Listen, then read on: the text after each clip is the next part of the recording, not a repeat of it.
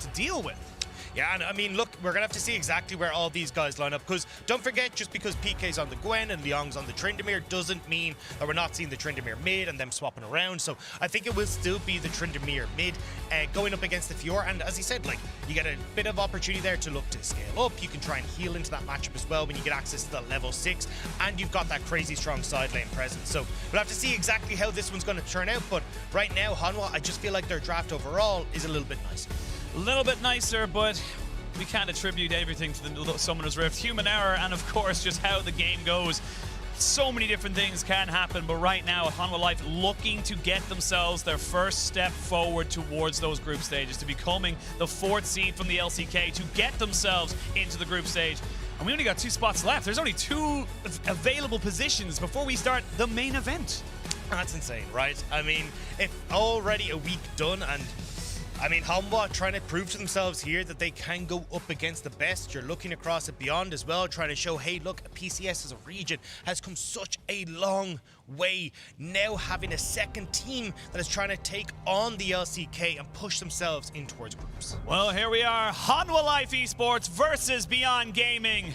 Winner goes the early game, and this is going to be a bit of a struggle for them right now, as we do see the Xenoblade comes in. They're going to get a flay down. Kino will not get caught out, but he gets the exhaust down straight away. They're going to have Willer onto the tower, who is already flashed, and Doggo will pick up his kills. They trade 1 for 1.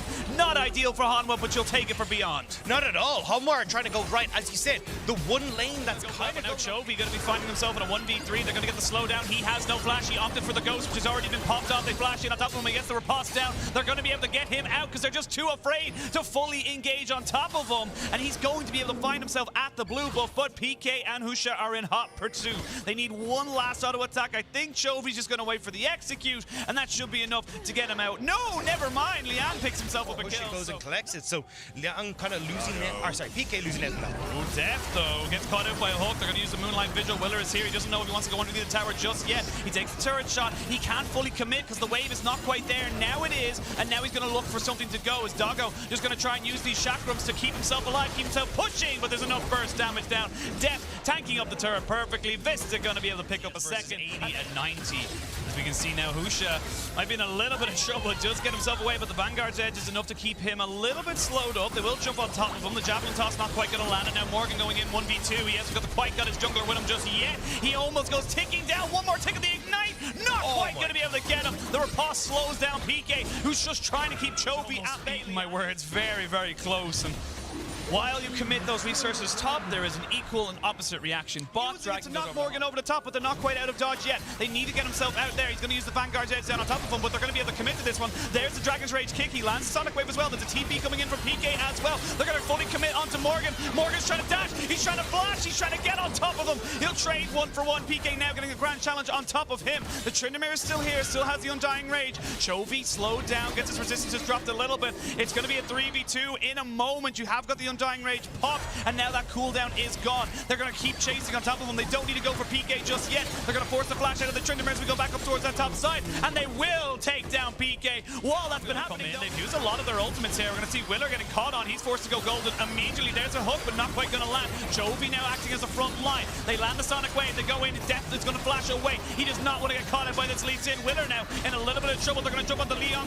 who's forced to use the Undying Rage. This is good from Hanwha. They're getting a lot out of the side of Beyond as they go in. There's the exhaust going down to try and keep Doggo alive. They're going to try and just jump all on top of a Moonlight Vigil. Completely whipped. PK gets one down. That's 1 for Doggo, but they trade it back 1 for 1. It's a hell of an extended fight. There's so many low health bars. There's 1 more for Doggo, but they again trade it back. It's a 3 for 2 in favor of Hanwha. They're still going. The hook will go wide. They still have the flay. They will be able to use it. Deft. Oh no, he's able to get the heal down, but he was all a bait. Gets the kill down. 4 for 2. And of course, particularly in the mid game, right? And you see just a little bit of it there. 2 people showing the, oh, hang on. Oh, Doggo might be in a little bit of trouble. Does not have flash, and that means he's going to go down. You cannot be standing right beside each other. Kino is almost dead. There it is. Double kill given over to Death, and that's going to mean they have full control of this mid lane. They're going to have full control around Baron. Never mind. Full collapse coming in for Hanwha, and they're just able to take the mid lane turret, and now they can fall back towards this Baron. You've only got 3 members of Beyond Gaming up. It would take a miracle for them to stop this, or for Husha to make the steal. Yeah, Vista just trying to play keep away right now. They don't know exactly. They have no idea about the vision. Husha Tries to move in. He got the miracle steal yesterday to get beyond Gaming 2 here. Can he do it again against Hanwha? He's going to have to. 4,000 HP. They don't know what the HP of this Baron is right now. He's going to jump back out. Morgan said, no, I'm going to make sure you keep away. They're going to go in with a Dragon's Rage kick, but he is dead. No steal for you. PK goes golden. The Baron hasn't been stopped just yet. But there is very little vision right now. Kino, you're in a lot of trouble if you get caught out here. Chobi's on the flank. They're going to go for Vista being caught off. They're going to try and just commit on the doggo straight away. He flashes away. Going to try and put down the damage, but the bullet time from Death absolutely shreds these health bars.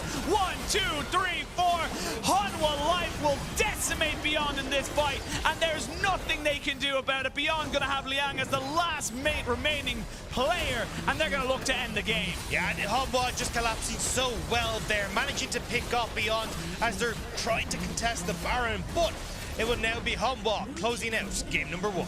Game 1 in 29 minutes. Hanwha take their first all-important step towards getting themselves to the group stage. It looked like they may have had opportunities for Beyond, but in the end, the pressure just became